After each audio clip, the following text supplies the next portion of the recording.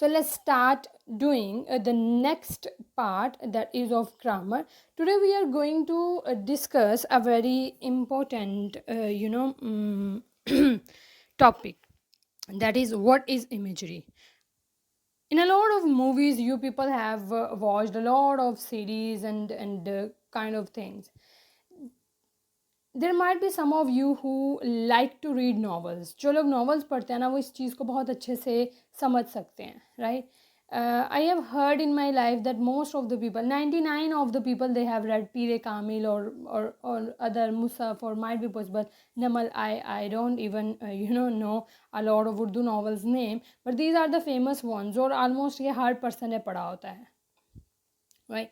सो इन सब चीज़ों में अपीलिंग पॉइंट क्या होता है? Just think and answer your self. क्या होता है?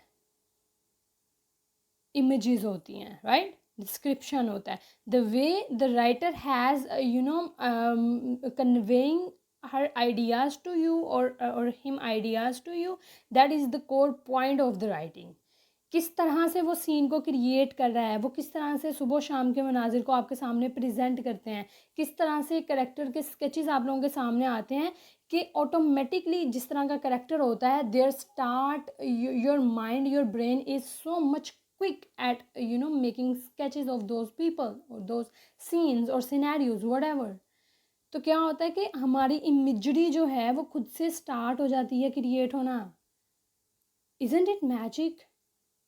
कभी सोचा इस चीज़ के बारे में आप लोगों ने? So that is the main point, ठीक है. इमेजरी जो है वो हमारे डिस्क्रिप्शंस में, हमारी राइटिंग में, हमारे लिटरेचर में, हमारी पोइट्री में बहुत बहुत बहुत एक अहम डिवाइस है. Basically it's a literary device, जिसके थ्रू आप समझ लो द ऑथर्स और poets, they start playing games with your mind. wherever they wanna take you, whatever they want to make you see, you start seeing that. ऐसा ही होता है ना. So let's start. If we are going to define imagery, descriptive language used in literature to create word pictures for the reader. The pictures are created by details of sight, sound, taste, touch, smell और movement. इससे क्या समझ आई? Descriptive language use की जाती है. इस तरह की लैंग्वेज यूज़ की जाती है जो कि आपके माइंड में उस चीज़ की, उस पर्सन की बहुत अच्छी इमेज बना देता है. एक तस्वीर आ जाती है आपके सामने उस चीज़ की. और वो तस्वीर जो है वो किस तरह से आती है? Because the authors, the poetess और poets, they are defining each and every bit of every scene.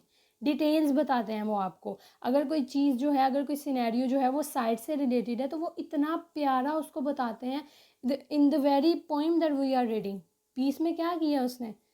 Wind को जब वो उसने मॉन्स्टर बताया, तो हमारे जहन में ऑटोमेटिकली वो जो तूफान और आंधियाँ और ये सब आ जाता है. And in the very next stanza, जब वो ब्राइट ब्लू स्काई की बात कर रही है, स्टिलनेस, सरगोशियों की, तो बड़ी प्यारी सी कूल ब्रीज आ जाती है हमारे जहन में. आती है या नहीं आती? So that is the very thing. तो वहाँ पे उसने कौन सी इमेजरी जो है वो यूज़ की है? इमेजरी ऑफ साइट यूज़ की है, ठीक है. और इमेजरी ऑफ साउंड भी यूज़ की है, वेयर मॉन्स्टर और वो जो रोलिंग, उसका स्मैशिंग और रोरिंग, ये सारे वर्ड्स यूज़ किए हैं. समझ आ रही है?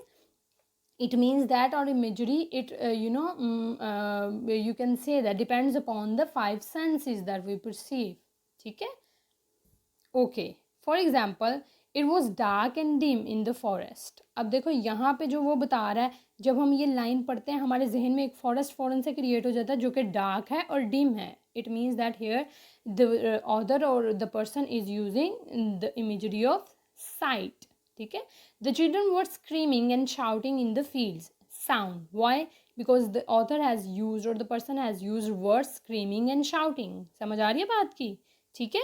तो इसी तरह से अगर जो है वो टेस्ट की कहीं बात की जाएगी, for example the pizza that I have eaten so for was so much delicious. All right, so if I am using the word delicious over there, it means that I am using the imagery of taste. Okay. If you really want to understand the core point of imagery, so I'll recommend you people that do read this poem, I'm Nobody, by Emily Dickinson, right? So here she has written very much nice poem. I'm nobody. Who are you? Are you nobody too? Then there's the pair of us. Don't tell. They'll banish us, you know. How dreary to be somebody. How public, like a frog, to tell one's name the livelong tune to an admiring bog. So it's like you people won't understand it. First stanza तो might be possible आपको समझ आ ही गया होगा, लेकिन second वाला no way. So it's an assignment for you. ये आप लोगों की एक activity समझ लो. आप लोगों ने क्या करना है, you people will Google it और इसकी जो है वो उसका इसका जो है वो इसका analysis पढ़ोगे अच्छे से और करोगे. ठीक है. Kinds of imagery. ठीक है. अब काइंड्स ऑफ इमेजरी में हम लोगों ने देखना है कि कितनी तरह की इमेजरी जो है वो यूज़ की जाती है, डिस्क्रिप्टिव व्यू में या फिर दूसरी लैंग्वेज में. ठीक है. अब जी हमारे पास जो है वो किस किस तरह की होती हैं काइंड्स ऑफ इमेजरी. साइट की होती है. ठीक है. Concrete obviously related to these things. Sight, sound, taste, touch and smell. It means that all of our senses, five senses, the authors or the writers, they appeal us from these kinds of imagery, right? Okay अब हम इनकी examples देख लेते हैं ज़रा. अब अगर site की इमेजरी है तो उसको किस तरह से जो है वो यूज़ किया जाएगा. The tiny red ant climbed up the broken twig. ठीक है. अब यहाँ पे हमारे फ़ौरन बन जाता है, अच्छा जी एक जो आंट है वो एक ब्रोकन ब्रांच पे जो है वो क्या करिए, क्लाइंब अप करिए वहाँ से. Okay. The imagery of smell. The sweet smell of freshly baked Apple filled the air. Obviously जब वो इस तरह की बात की जाएगी अब जो है वो एक तो हमारे माइंड में फ़ौरन से बेक्ड स्मेल आ जाएगी and then will start it's that kind of smell too. तो ये एक ऑटोमेटिकली चीज़ है. Taste. One bite of the sour lemon caused my lips to pucker. Okay. So it means that lemon caused my lips क्या यहाँ पे use की जा रही, कौन सी सेंस है, obviously of taste. Okay. The car squeaks every time I hit the bump in the road. ठीक है. जब भी आता है बम्प कोई भी रोड में तो क्या होता है, एक स्क्वीट सा जो है वो साउंड क्रिएट होता है. इट्स ऑल्सो कॉल्ड ओनोमेटोपाई और इसके अलावा इसको जो है वो साउंड की इमेजरी भी बोल सकते हैं. Right. Touch. The sharp edge of the paper cut my finger and made it sting. ठीक है. तो अब ये टच का उसने जो है एक इमेज